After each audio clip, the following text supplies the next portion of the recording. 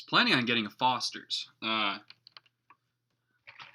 The gas station across the street, you know, the one that in your town that like considers itself a convenience store, has a higher beer selection. I didn't have Foster's. I don't know. I haven't had Foster's in a long time. Maybe it's not popular in America anymore. Went to another store. They also didn't have Foster's. So I said, screw it. The thing's brewed in Manchester anyway. Let's recap UFC Copenhagen. It was not a great experience. I made 20 predictions, let's call them, and it was really an unbelievable experience. Like, I'm not a big gambler.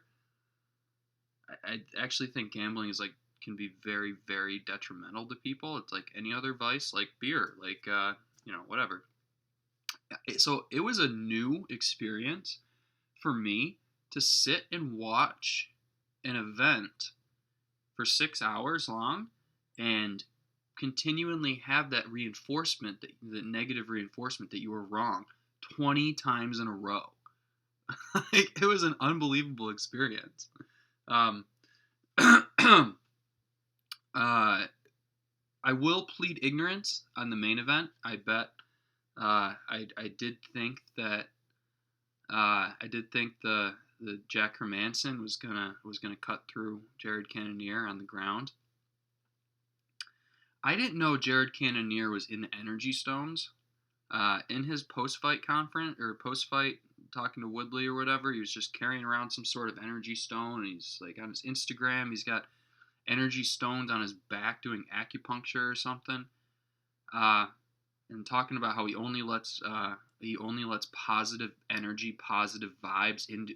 He only allows positive vibes into his brain. There's a couple rules I have with betting UFC, with recommending bets to you guys.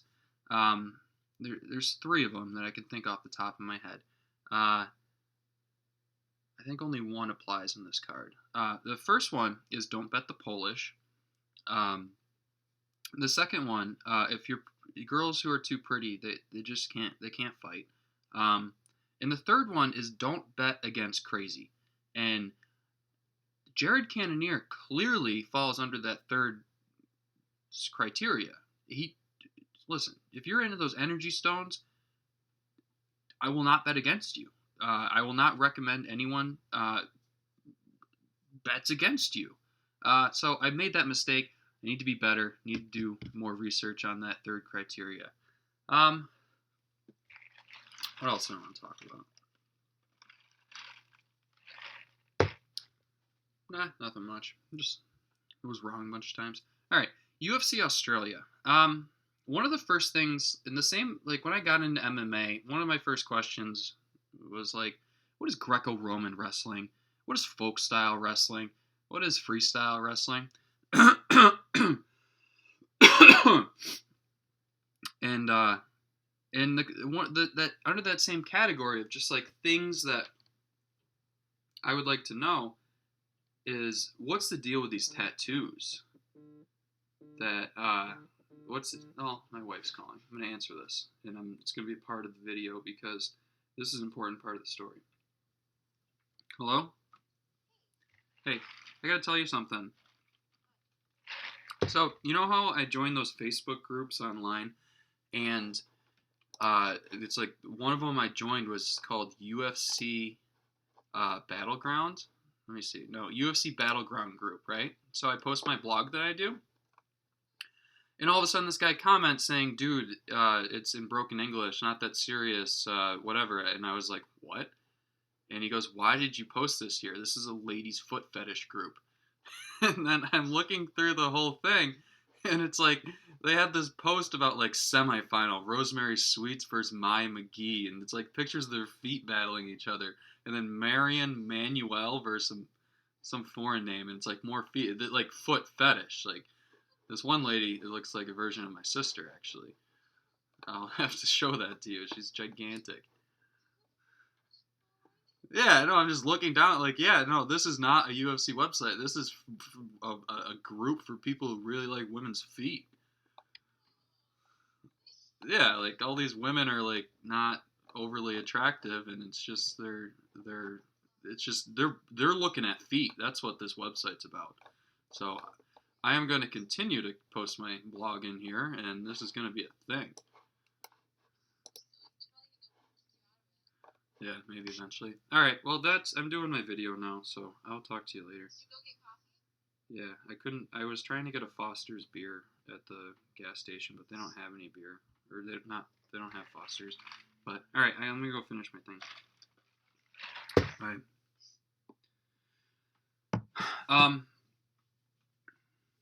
So one of the not elephant in the room, but one of the things that I want to know about this card is what's the deal with all these tattoos? Like Mark Hunt and everyone has these tattoos, and it's Polynesian or all right, these people I think of Hawaii. So I looked it up, and what I basically have surmised is these are indigenous people. So I think it was the British who colonized Australia, and then I think New Zealand's a smaller island outside of Australia. So the British must have colonized that too. Like Dan Hooker. Dan Hooker must be a British descendant. He's from New Zealand. And that guy who's fighting Max Holloway. Anyways. So anyways, it must be that the people that were here before England came over and colonized it, that's where these tattoos are coming from. So when you see the tattoo, they're indigenous people. That's what I've surmised. Okay. Now, let's get to the card. The first fight, now I actually have these little note cards. When I watch the fights, I try to do these little note cards, so it makes it easier on me. We have, not easier, but it makes me more accurate of things I want to say. But because I do that blog, and if you're interested in really delving in deep to these, to see what skill sets these fighters are bringing and how they're clashing and how they're going to play out, I would recommend reading that. I'll put a link to it. So the first fight is Khalid Taha versus Bruno Silva. Now I will admit ignorance on this. Bruno Silva, I did not find much information on. There's not too many fights to watch. I know he's got a lot of fights at 125 pounds, so I do think this Khalid Taha will have a size advantage. And size matters in MMA a lot. Khalid Taha fought his first fight. Who was it against? His first fight was at 145 pounds. It might have been his UFC debut. And he has trouble with wrestling, with grappling, with jiu-jitsu. That's his thing. So, but the caveat here is he has exceptional power in his hands. I watched his UFC debut where the fight where he got not ragdolled, but he did get pressed up against the fence. And his opponent's wrestling dictated that fight because there's a skill gap. He doesn't know wrestling and jiu-jitsu. This is very common in MMA. Guys are strikers but can't in the ground, and the ground is the easiest path to victory. Anytime there's a striker versus a wrestler, I go with the wrestler every time. If you can't wrestle, you can't fight. Remember that. That's the fight guys saying here. But Taha has a lot of power in both his right and left hands. His second fight, he fought Boston Solomon. Might have even been in Boston. And I remember watching it, and he knocked him out in 20 seconds. And I remember just watching it on my couch and just saying, that makes sense. This guy has a lot of power in his left and right hands. So that's his thing. Let me see if I have anything over here. So Taha, poor grab, poor wrestling, elbow after restraint. Oh, he has, a part of his wrestling defense in that first fight was he will go up against the fence and he'll focus on elbowing. Now, I'm not a big fan of fighters that do that because if you're focusing on and takedown defense, you need to focus on takedown defense, especially if you're not well versed at it and don't have a wrestling background, because when you do this, there's a lot of weight distribution, and you lose your balance and you get taken down. So he does have that habit. He does have good cardio in that first fight. I didn't hate his cardio. First fight was at 145 pounds. This fight will be at 135 pounds. He will have the size advantage. Poor wrestling, elbow after restraint. Poor jiu-jitsu. Yeah. And again, like I told you, this Bruno Silva guy, not too familiar with him. Haven't seen much of him. So in this fight, I'm doing this Tapology thing, so it'll help me just make a prediction of each fight. So I gotta go Taha. I think he's gonna win by decision. I mean, it's hard to predict a knockout at 135 pounds. These guys are so small, and this guy doesn't look like he's cutting too much weight. All right. So the next fight we have Nadia Kassem versus Yeon Kim.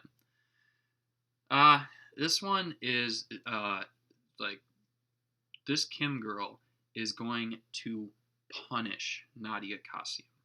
Let me just look at my card here. So Kassem's Australian. She used to fight at 115 pounds, and she missed weight by like 5 pounds. Now this is 125 pounds. She is undersized. She is a young fighter, so I will have to make the caveat that she could improve a lot. I don't think so. I don't see any ingredients there for a big improvement from Nadia Kassem, but that's always on the table. Different fighter. So in her first fight, I'm not a big fan of. In their UFC debut, you're gonna get nervous. Things are gonna be weird. It's under the bright lights. I kind of think if you can fight, then you can fight. But there is one caveat. This girl, Nadia Kassem, in her first fight, I have to start doing names. I can't just do this stuff and account. Nadia Kassem. She fought another Australian girl.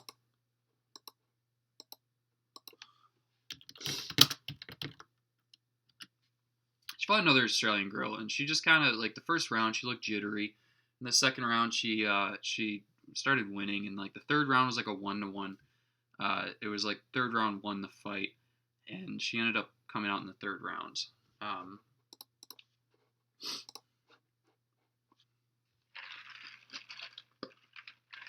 She has a left leg kick. She has a left hand. I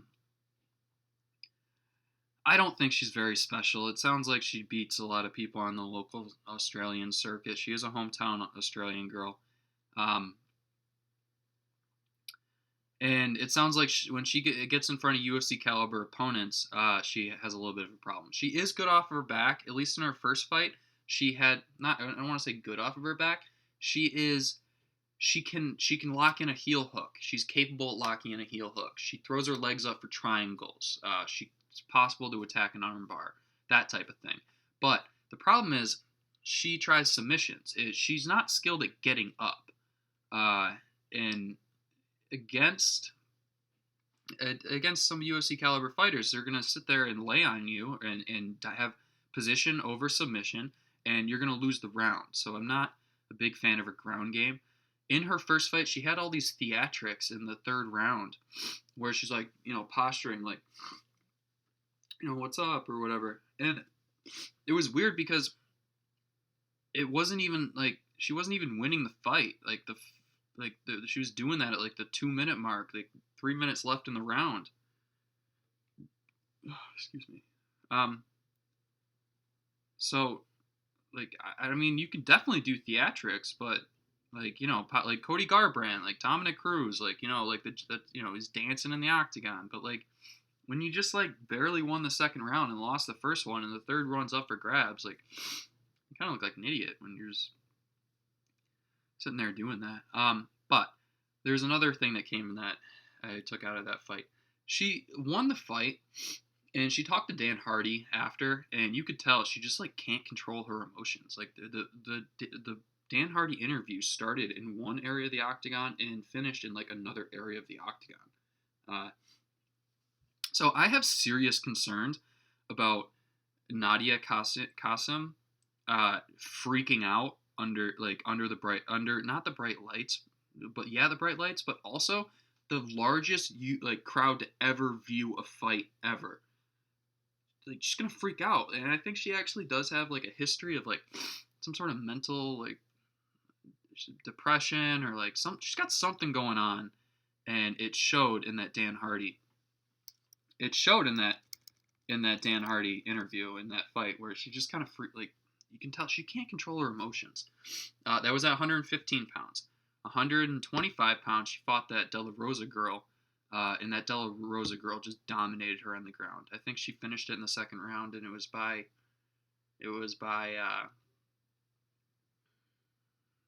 I think the ref stopped it.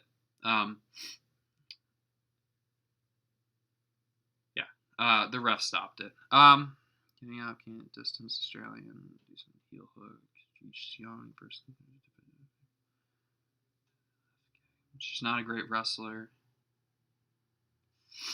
Okay. De La Rosa, the girl has an 8-year-old kid. De La Rosa was 23 when the announcer said that. That was just something I wrote down. All right. This Korean girl, Ji Young Kim, has fantastic boxing. She's long. I think she's going to have like a massive reach advantage. She's a passive fighter. She will find her range. She does this thing where she circles you.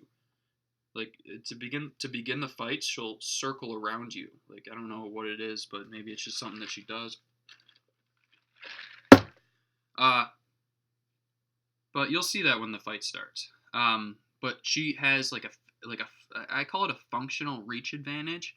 Like, when you have a 5-inch reach advantage over someone, like that is substantial. So like if it's like 1 or 2 or something, whatever. But when it's like 5 inches, like Uriah Hall versus Footface, like that was a functional reach advantage. That jab hurt him. And you're gonna see the same thing here. And this Korean girl is a professional boxer in Korea. Her boxing game is good.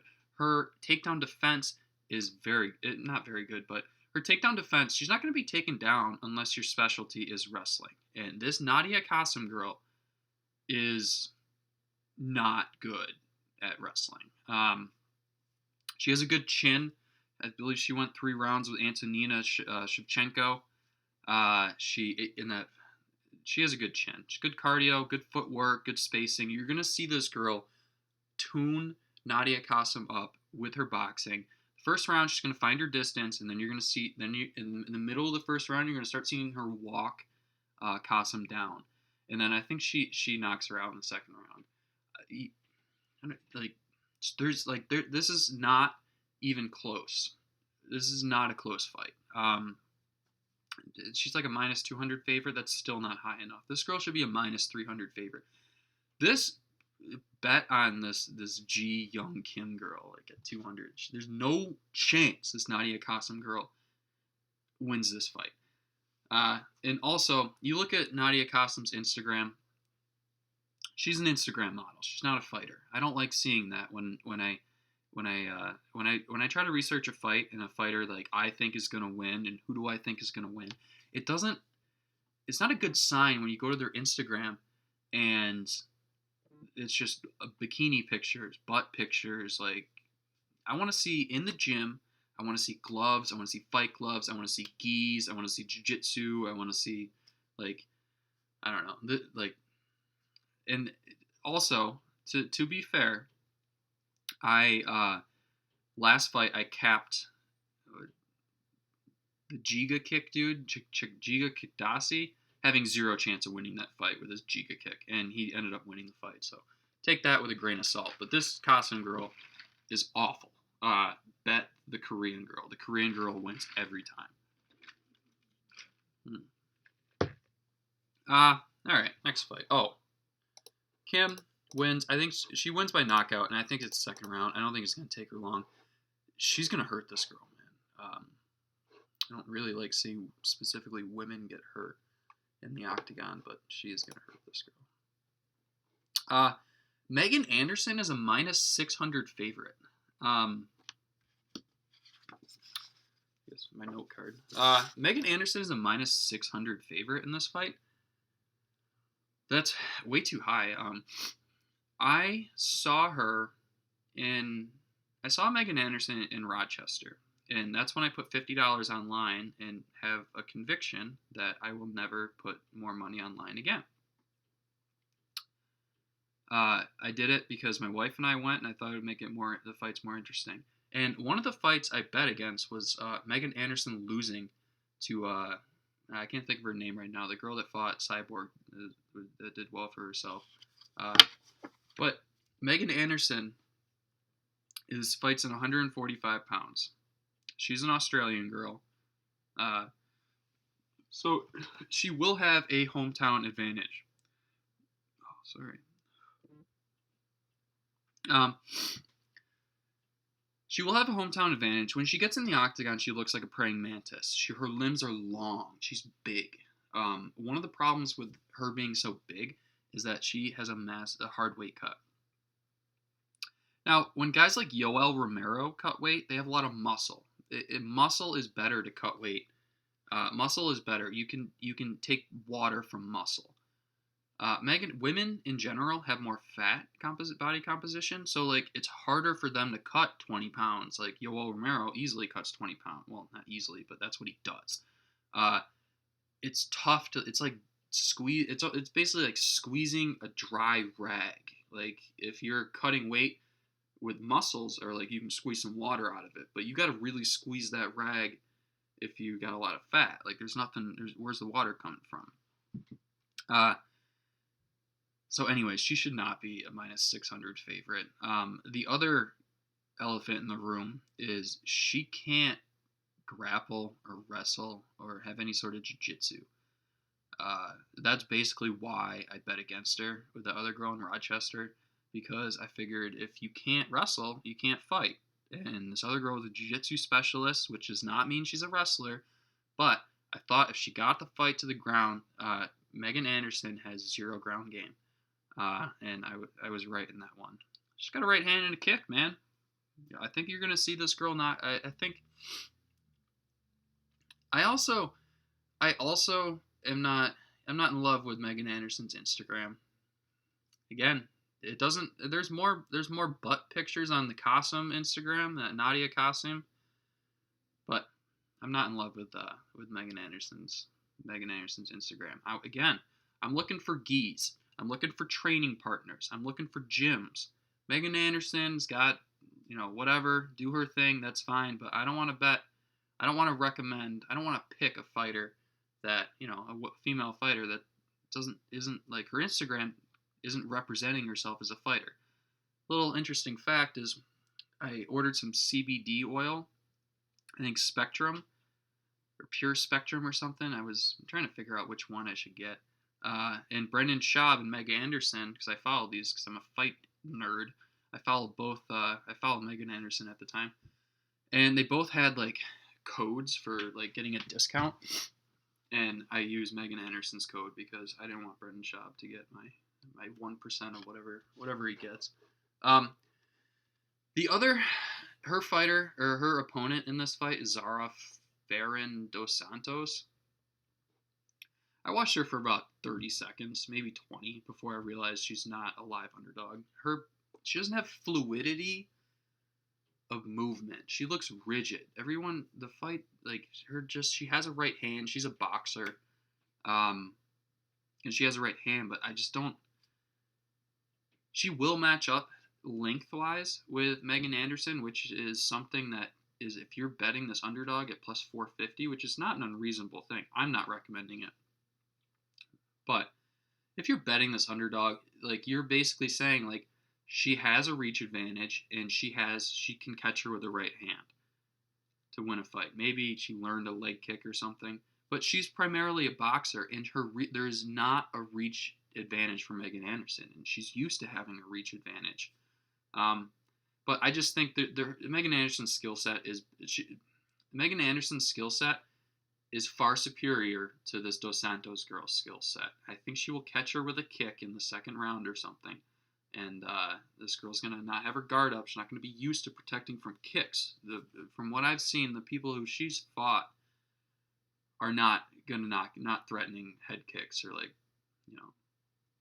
basically not threatening question mark kicks, or like, she's not well versed to fighting an opponent that will throw a kick that will knock you out. So I think the kick will be a difference maker in this fight. Is she gonna win by knockout? She could. I don't know. But also, I would like to see Megan Anderson start kicking that leg, that new technique that crushes everyone, that stops everyone's movement. If it's effective, it's just. I'd like to see Megan Anderson. I think. All right, yeah, I'd say a second round knockout because I feel like Megan Anderson isn't going to have to worry about the takedown, and that's her Achilles heel. Like, it's basically going to be a kickboxing match where the other girl's a boxer and Megan Anderson is well-versed with kicking. I'm going to say she knocks her out in the second rounds. And I think the first round is going to be, that knockout is going to be facilitated by the first round of kicking the legs, stopping the movement, because her kicking game is far superior, and I don't think this Dos Santos girl is very good. And she's also long and lanky. And when you're long and lanky, look at John Jones. He's got those skinny legs. He doesn't want to get kicked in the leg. The same thing here. You're going to see Megan Anderson. At least it would be smart for her to start attacking that lead leg because this girl's primarily a boxer in that first round. And it's going to pay off in the second round where she's going to catch her with a head kick. All right. Brad Riddell. Note card. Brad Riddell beat Song Kanon. I remember researching him in for UFC Shenzhen. It's not a bad name. He's a kickboxer. I don't think he has a developed ground game. It sounds like he's a kickboxer. I keep hearing this guy beat some guy named John Wayne or something. Apparently, he's a very good kickboxer. And he has on his Instagram, he has pictures with Israel Adesanya and Dan Hooker, so he's a local that trains with good guys, so who knows what his ground game is, who knows what his skill levels are. But he's bigger. He will be bigger than this Jamie Mullarkey. Have a little bit of a size advantage. Size matters. I do think this Jamie Malarkey has more experience, has fought better opponents, and I think he does have a ground game. There is a ground game to speak of here, and there is a very real possibility that he puts this Brad Riddell guy on his back and steals a round. Like, that's a winning position in MMA. If you put someone on your back, I'm not saying he's going to submit him, but excuse me. If he gets the second round, if he gets a takedown in the second round, like, now you're banking on this Riddell guy winning the first and third rounds. This Riddell guy's real big. Maybe he has a weight cut issue. That third round might be tough for him. I'm personally not betting this fight. What I remember or recommending someone bet at this fight. I think Jamie Mullarkey's like a plus 125 underdog, and this Brad Riddell is like a minus 145. I'm just gonna watch it. I think Brad Riddell has attributes. He's bigger. He's longer. I'm an attribute guy, you know. If the guy who has better attributes usually gets a little bit of a push or a little bit of an uptick in my book. I think Brad Riddell wins a kickboxing competition, and I don't think he knocks him out. This other guy's a capable kickboxer too. I think it's going to decision. I think Brad Riddell wins the decision here. Decision. Callan Porter versus Maki Pitolo. All right, so Callan Porter is, it looks like he's an Australian. His nickname is a Rockstar. It does look like he's an Australian local guy. It looks like his preference and his high skill set is to fight on the ground. It looks like he's very comfortable with his jiu-jitsu, and he wants to take the fight there. He's older. He's 35, and in his last fight, he got rocked by, I think it might have been his UFC debut, and it was a short one. He got hit with his striking defense is not UFC caliber. He got hit with a right hand, I believe. He is undersized for 170 pounds. which, again, I'm an attribute guy. If you're undersized, that's not an advantage. He doesn't have great cardio. In his last non-UFC fight, he had this gigantic knee brace, which is probably not allowed in the UFC. So it tells me he's got a lingering knee issue, like a serious knee issue. Maybe some guy heel hooked him or something, and it messed up his knee. So he's got a problem with his knee. I don't like his defense. He's old, jiu-jitsu guy. Waits to fight him. Wants to fight on the ground. Australian. I don't think this guy's gonna win. I don't think there's even. I don't think that. I don't think his striking defense is going to win this fight. But let me talk about the other guy before I get too far out over my skis here. This Pitolo had a impressive Dana White Contender Series debut. He knocked a guy out with a body shot, a liver shot, early in the first round.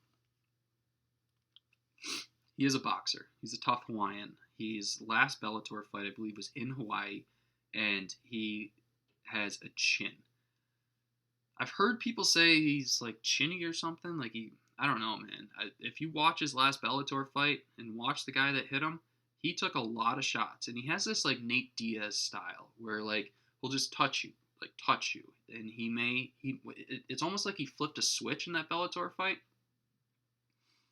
where he recognized his opponent was getting tired, and then all of a sudden he flipped a switch. All right, now I'm just gonna touch you, and I'm gonna break you. And he won that fight, I believe, in the third round by knockout, so he was right. But this guy has power in his hands. Nothing I've seen on tape tells me that Callan Porter is going to be able to handle his power. He's a boxer at heart. He's a tough Hawaiian kid. His takedown defense is going to be able to keep this fight in the feet, and it's got a good chin, Nick Diaz style. Good takedown defense, power in his hands. I think he's going to win this fight by knockout. I think it's going to be early. I think the UFC kind of set this up for Callan Porter to get one more shot, but I think this kid, this Maki Pitolo, is going to win this fight. I'd put Maki Pitolo in a parlay. I wouldn't bet him at minus 300 or whatever he is, but I would be very surprised if Pitolo loses this fight. That's a parlay guy with the Korean girl. So we're going to go Pitolo. We're going to knock out, and I think it's going to be in the first round.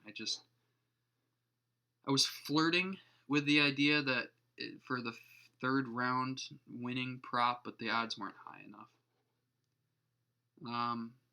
All right, next fight we got Jake Matthews, my boy. I like Jake Matthews. Jake Matthews has power in his hand, both of his hands. I actually took notes on this. I like this kid. So he has power in both of his hands, right and left hands. He likes to counter. Like, he will circle. He will be around the perimeter, and he will circle. And he's exceptional at like timing, like stepping in and hitting you with the right hand when your foot movement is like you're in the air, so you can't react, and when you it's too late to react. He's very good at timing a strike. He is a jiu-jitsu black belt that is effective in the octagon. Some guys are black belts, but it's not an MMA black belt. This guy's effective in the octagon. His guillotine, I'm not a big fan of the guillotine. Some guy in Reddit kind of told me I was an idiot because I said I don't think guillotines are a good technique in the UFC because it seems like guys always end up on bottom, and bottom's a losing position. Which is whatever. But I have over the past couple of weeks, I have noticed that certain level guys, like high level jiu-jitsu guys, can effectively work the guillotine. And I will have a caveat in me saying the guillotine's not a good technique. But if you're a high level guy, this is an effective technique. When who was it? Jack Hermanson caught, was it Dion Branch? When Jack Hermanson caught David Branch in a technique, or in a guillotine, I was like, yeah, that's a good idea. Like Jack Hermanson is a level, and this guy is also, he caught that Li Jiang dude, that Korean guy or Chinese guy. He caught him in a guillotine that looked tight, and that Chinese guy was not going without a fight. Just dug his fingers into his eyes. Oh, excuse me. He just dug his fingers into his eyes until he gave up the guillotine. Now, listen, a lot of people are bashing on that Chinese guy, but let me tell you something.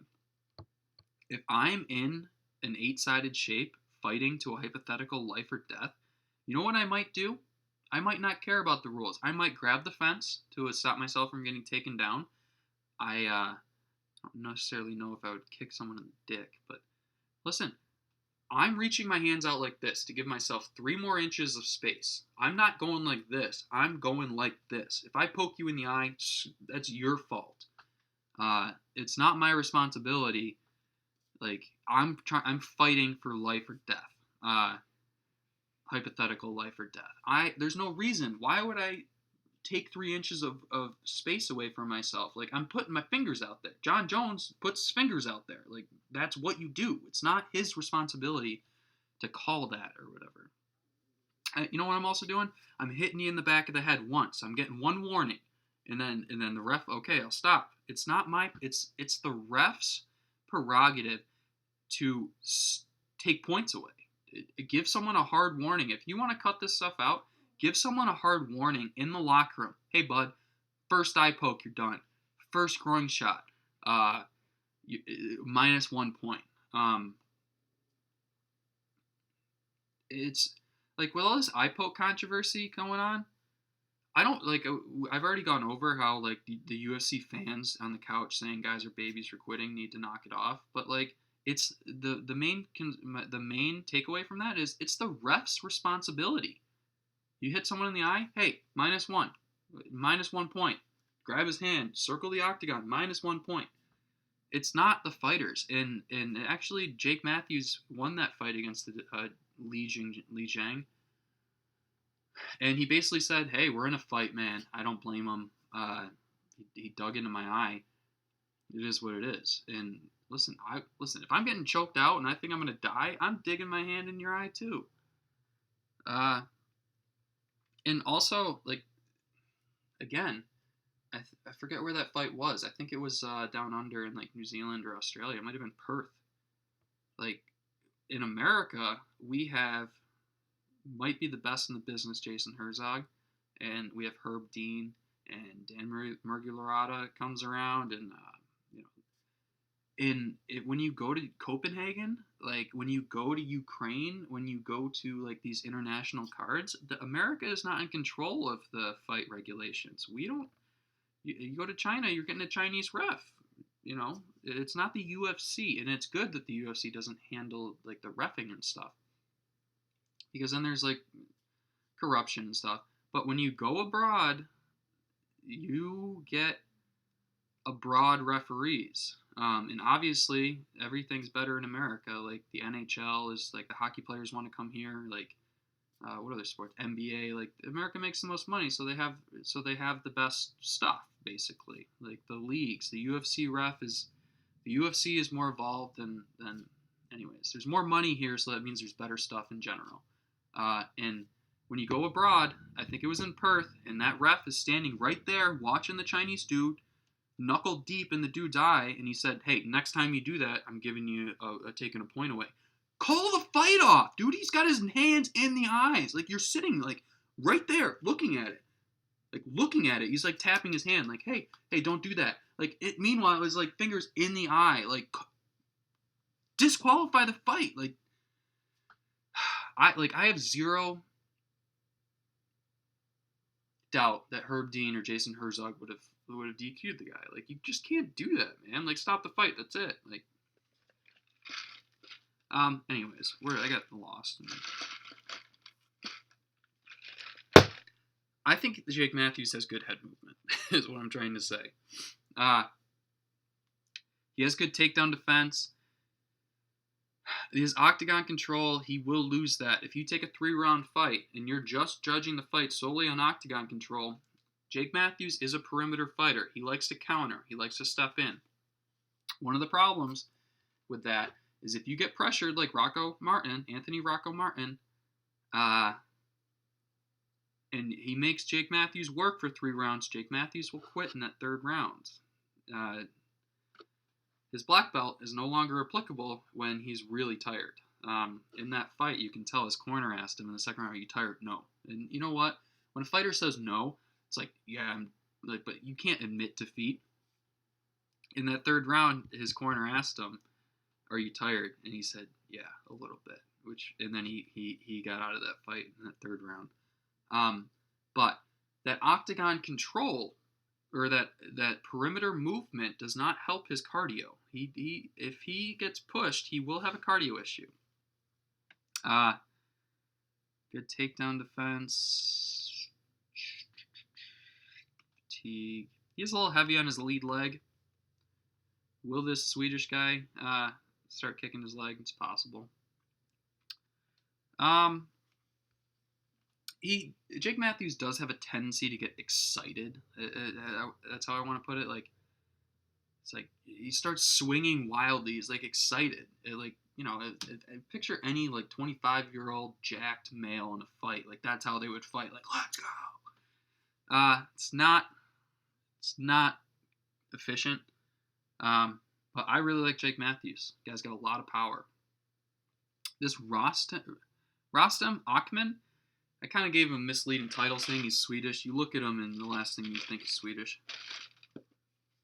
But I do believe he's from Sweden. And he is the hairiest man I've ever seen in my entire life. He might be the bear that fought Khabib as a child. He is kind of a counterpuncher. The one fight I saw was I think it was the one in Moscow or St. Peter. It might have been that St. Petersburg card. He fought that, what's his name? Sergey, the guy who pulled out of the Michel Pereira fight. I forget his name, but I don't think he's very good, is the only thing you really need to know about him. I do think this guy is a little undersized.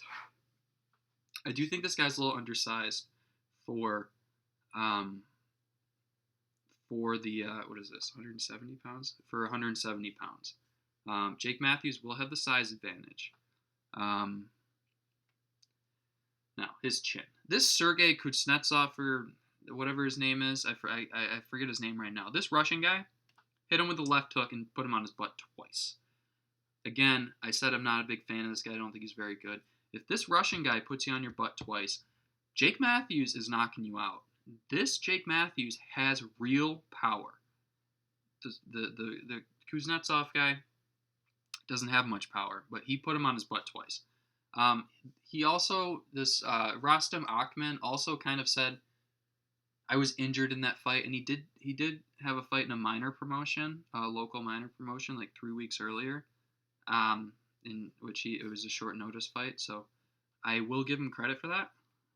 But I don't care how injured you were, if you didn't fully recover.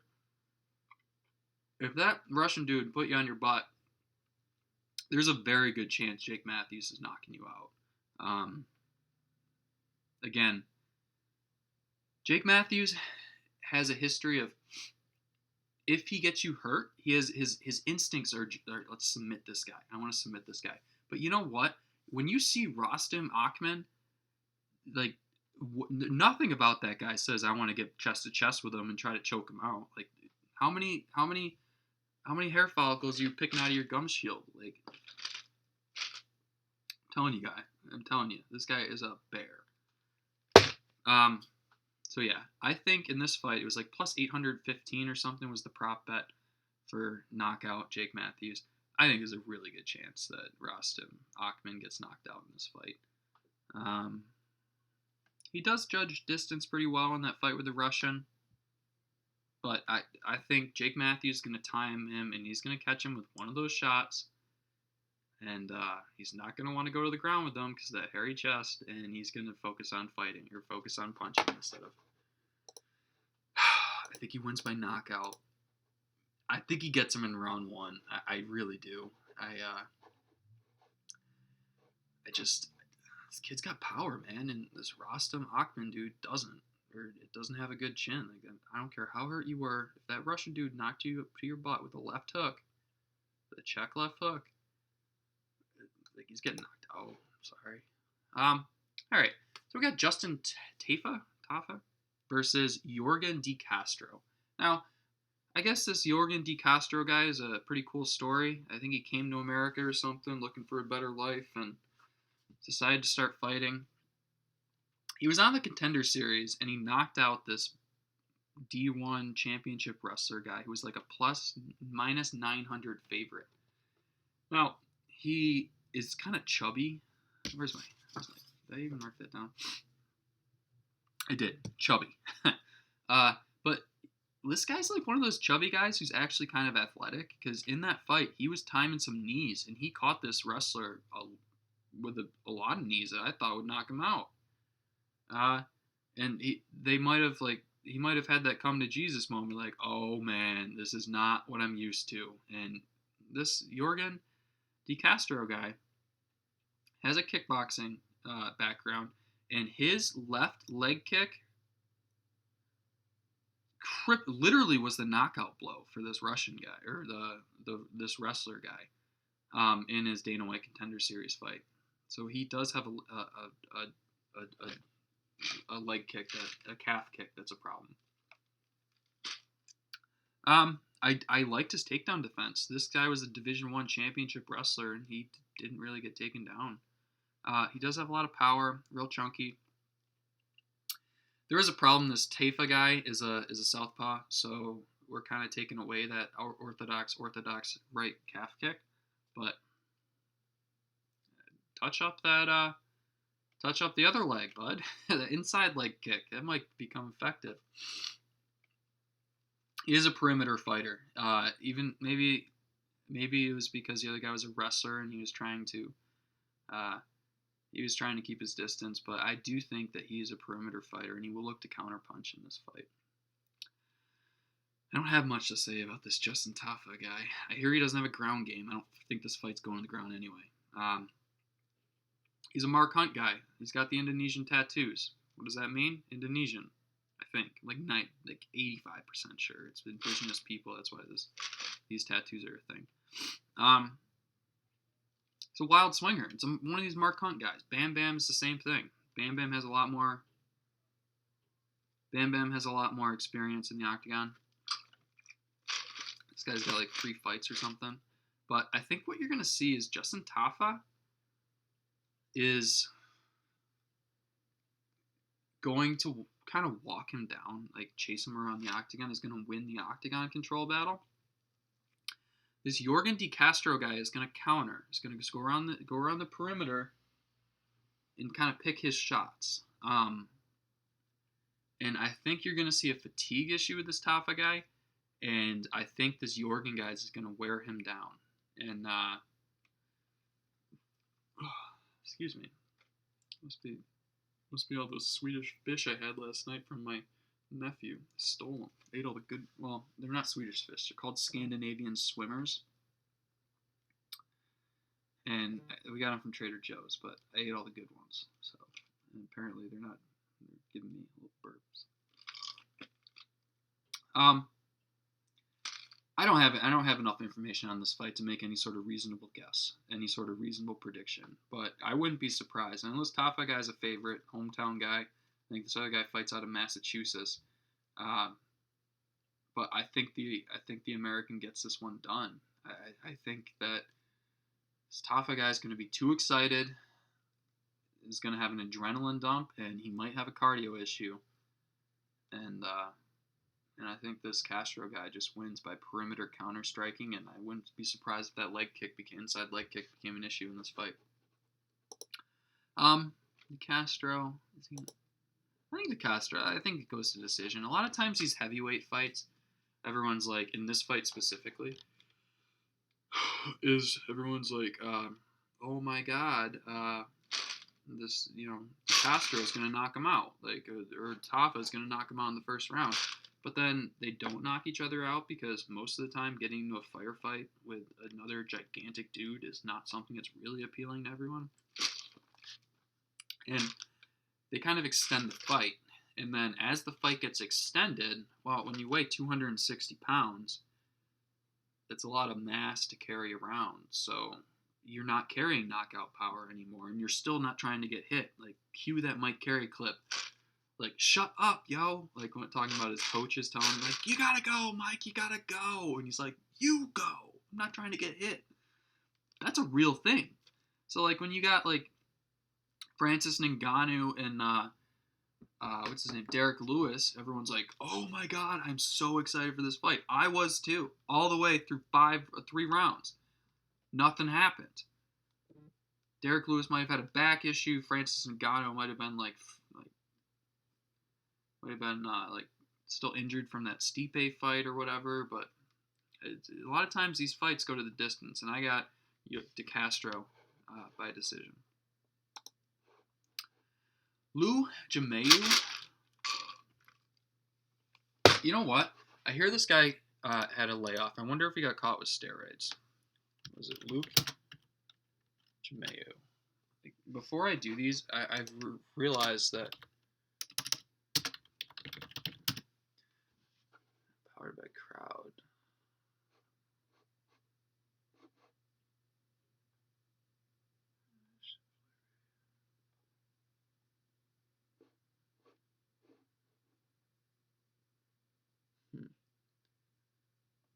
Interesting. I don't know. He's had a layoff. Sometimes I think when guys have a long layoff and they cancel a fight, it's steroids. Now, I believe that the UFC is the gold standard for MMA because they have USADA. And does USADA catch everyone? No, they don't. Look at TJ Dillashaw. He fought for a long time, and he was just cutting people up because he was on the juice. Like, he was on that EPO stuff. The stuff, he's like got paint in his blood. Like, the stuff that Lance Armstrong is using. Like, and as fans of MMA, you're not going to catch everyone. But because there is a real deterrent in USADA, you catch some people. Now, if you can't catch everyone, you burn the ones that you catch. As fans, we should not give second chances to these guys. If you get caught with steroids, you're done in the fans' mind. Like, I know you get 6 months or whatever, but that Ian Cutabella guy got caught with blood doping. Like, come on, man. Like, fans need to have a standard where if you get caught once, then we're done with you. Because if you can't catch them all, you burn the ones that you catch to create an incentive for these guys not to do it.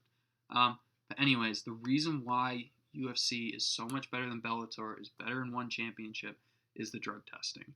And that's very important when you have these guys going into a fight.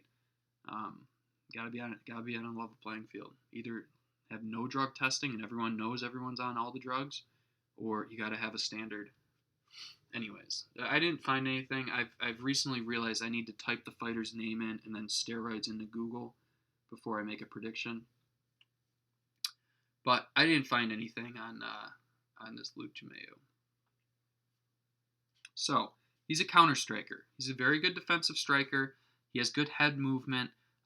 It does seem like he's an octagon. He carries octagon control. He stands in the center of the octagon like Pitbull.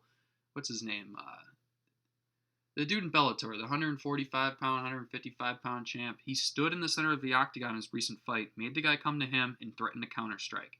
The other guy was like a big movement. He's another. TJ Dillashaw was at that fight. Wasn't allowed to be in the corner because he was suspended because he takes steroids.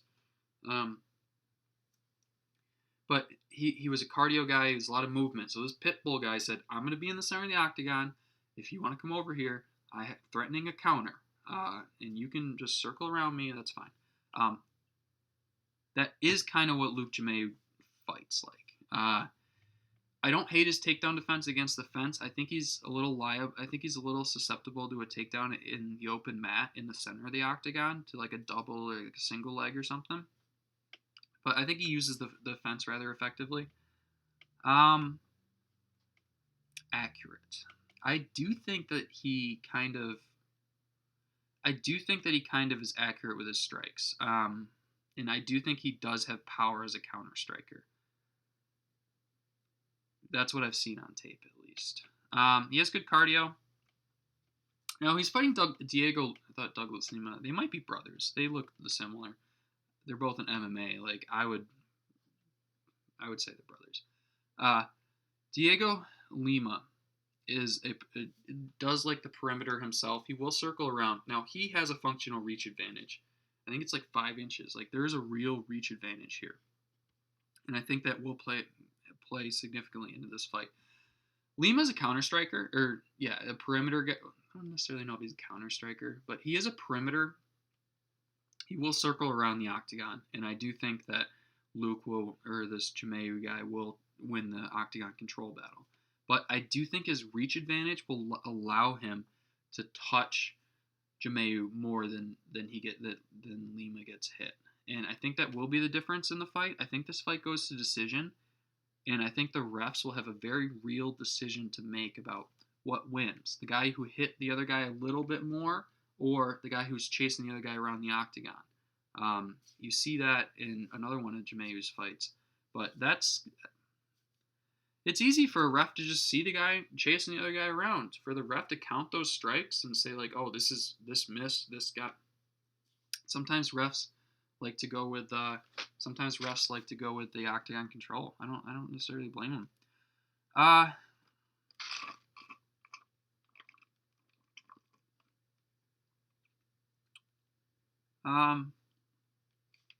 I wouldn't be surprised to see Lima take him down in the center of the octagon. I think he's a decent grappler. This isn't a fight that is worth anything to bet on. Actually, that last fight. No, not Tafa. The Jake Matthews. The Pitolo versus Porter fight. I'd toss that in a parlay. This Akman, I would toss this Jake Matthews into that parlay if this Rostem Akman guy didn't. That chest scares me. Something about guys with real hairy chests. He's like a 350. Matthews is a 350 favorite. Don't bet him. That's too much.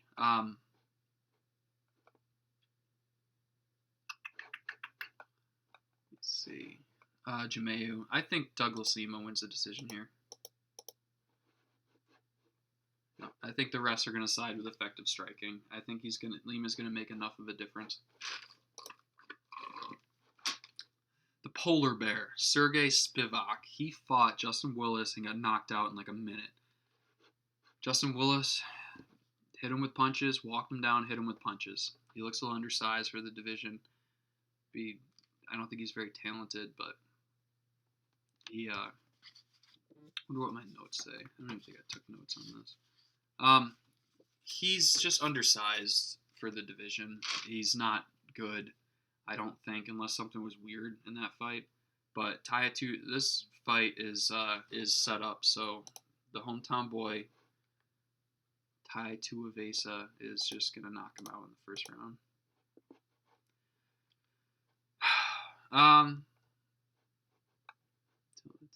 There's just he's a Mark Hunt guy. He's gonna have the indigenous tattoos. He's gonna walk. He's gonna play punch face. Like that's what Bam. His nickname is Bam Bam, and he's gonna win because Sergey Spivak showed that he loses to that exact same fighter in Justin Willis. It's not like Justin Willis. I think Justin Willis beats Tuivasa, but that style of just walking forward and boxing with power, was exceptional. It could not be more effective in this first fight. So there's no reason to think Tuivasa doesn't win this fight in the first round. Tuivasa doesn't have good cardio, but I think he gets this done in the first round. Iaquinta versus Dan Hooker. Iaquinta does the simple things well. He has this move that he did versus Kevin Lee, and I think in Cowboy too. He kind of reaches for a single leg and then comes up with a right hand, just to get some guy worried about takedown defense, just so their mind isn't worried about different things. And one thing I noticed about Al, is he's very effective at mixing up his techniques. It's hard to predict. I mean, it's hard to predict because just when you think he's a right hand only guy, he hits you with like a right leg kick. He'll throw the right hand. He'll throw the right hand and follow it with a leg kick that hit Kevin Lee in the 5th round of that fight. So like he does little things really well. I do think he's a better wrestler than Dan Hooker, and I would like to see him engage in the grappling in this fight. I think that's a real path to victory for him because Dan Hooker is a sensational Muay Thai artist, Muay Thai practitioner, and he has a functional reach advantage of like 5 inches. He has a real reach advantage. So it's hard for me if this fight stays on the feet. It's hard. To me, it's like Daniel Hooker is better than Al at what Al does. So I like when Hooker was minus 140, I bet him. I made a bet on him. But now it's like minus 165, and it's almost like that's not giving Al enough credit. But I just think this fight very well could go like Al versus Cowboy. Just Dan Hooker's better at striking, and if Al's gonna try to walk you down, then I think Dan Hooker picks him apart. Dan Hooker is also kind of a counterpuncher. Well, not counterpuncher, but he will be around the perimeter. So again, I think Al does win the octagon control battle, which does give him the opportunity to kind of pick his spots. Al knows how to keep distance. If Al has octagon control and is walking you down, he can pick his spots for to try to clinch and engage in the grappling.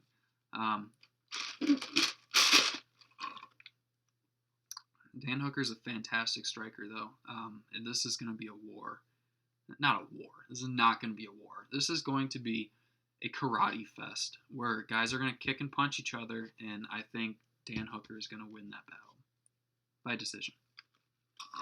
Al's very tough. Like the Cowboy hurt him,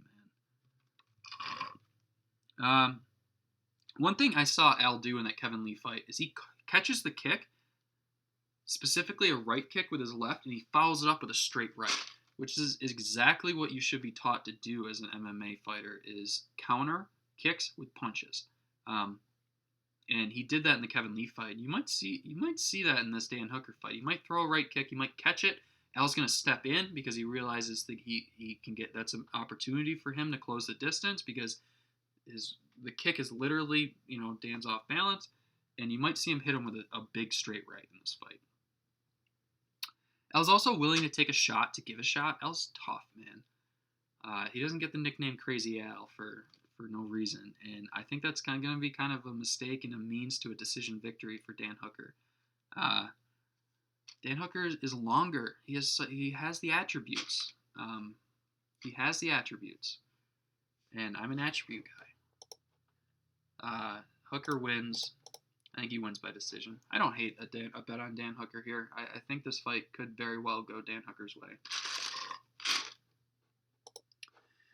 All right, Robert Whittaker versus Israel Adesanya.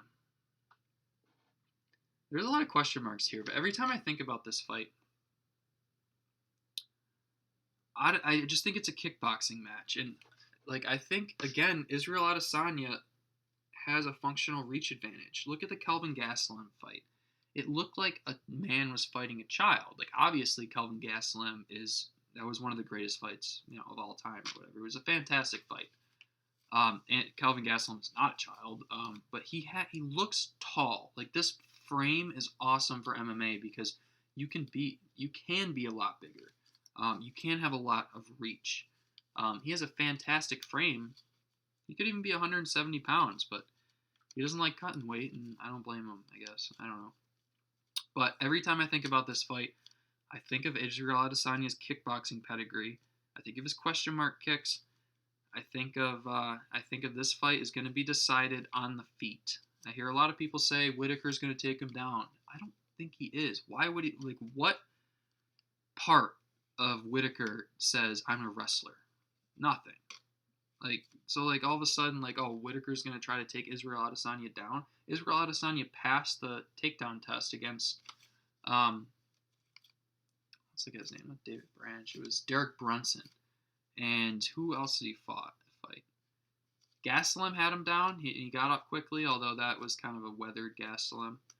But Israel Adesanya has said in the past he wants to do his MMA career right. And it looks like he put in the work to get the grappling down because he's a kickboxing guy that came to MMA. He put in the work to do the grappling, to get skilled at grappling. And if Whittaker wants to take him down, he very well may. But this fight is not going to be won because Whittaker's taking him down. This fight is going to be won on the feet. And I just think Israel has such an advantage being a kickboxing guy, being such a proficient kickboxer and striker.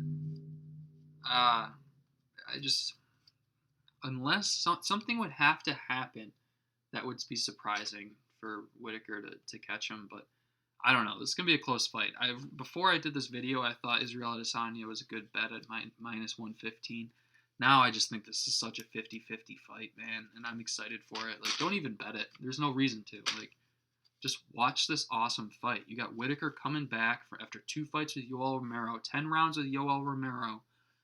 I think he had hernia issues. He had hernia issues. He had like an intestine issue.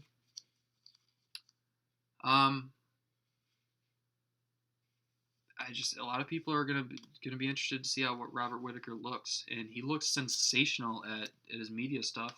Whatever he's doing, looks good. Whatever he's doing the promotional stuff with Brett Okamoto or whatever his name is, he looks jacked. He looks ready for this fight, and I kind of regret betting on Israel Adesanya. But all right, that's my kind of information that I looked up and I wanted to give to you guys. I hope you guys enjoy the fights, and this main event's going to be a good one. Remember, tell people about that indigenous people thing with the tattoos. That's an interesting fact.